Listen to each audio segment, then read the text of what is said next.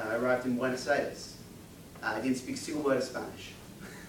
And I decided, you know what, I don't speak any Spanish, so what I'm going to do is travel South America for 8 months.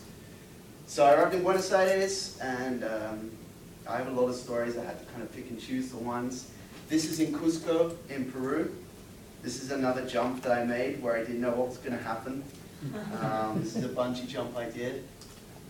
This one is, I didn't actually jump for this one. I got jumped by this cat.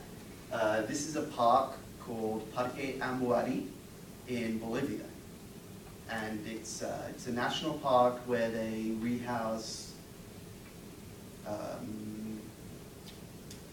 like poached animals. They have a lot of cats that, how can I explain this? Bolivian poachers will sometimes shoot an adult cat, and then they get an attack of guilt, and they don't know what to do with all the little baby cats. And this park takes them in and rehomes them, and volunteers can go and work at this park and live there. And it's in the middle of the jungle in Bolivia, and you can actually walk a puma or a jaguar. I worked there for 6 weeks. I lived in the jungle. There was no electricity, there was no hot water, no internet, nothing, but it was one of the most incredible times of my life, because this cat is called Tupac. I walked him every day for 6 weeks. He's a 65-kilogram puma. He's blind, because the family that had him hit him over the head with a stick, and then the park took him in. So that's one of the things I did in South America. What else? This was when I was in Cochabamba, also in Bolivia, and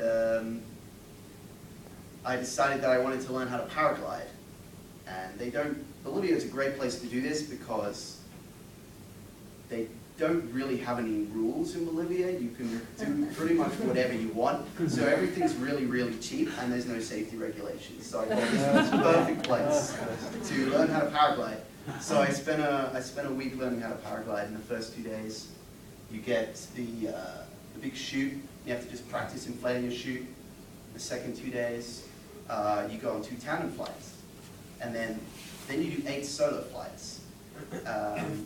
And that's, you just get your lines like this, and you start running, and you just jump off the hill, and you start paragliding. And before I did it, I was so scared. I'd done tandem flights. I had no idea if I could do this by myself. I had no idea. But I jumped off the mountain, and once you're in the air, you get this feeling of incredible calm. I can't explain it. It's like if you've ever had a dream about flying, it's exactly like that. It's exactly like that. And I could see the whole of Cochabamba below me, and it was incredible. And when I just touched down, I just had the most incredible feeling, because once again, there was something I didn't think that I could do, and then I just jumped into it, and it turns out that you can do it. After I finished traveling, I went back to England, and again, I got itchy feet. I wasn't happy there.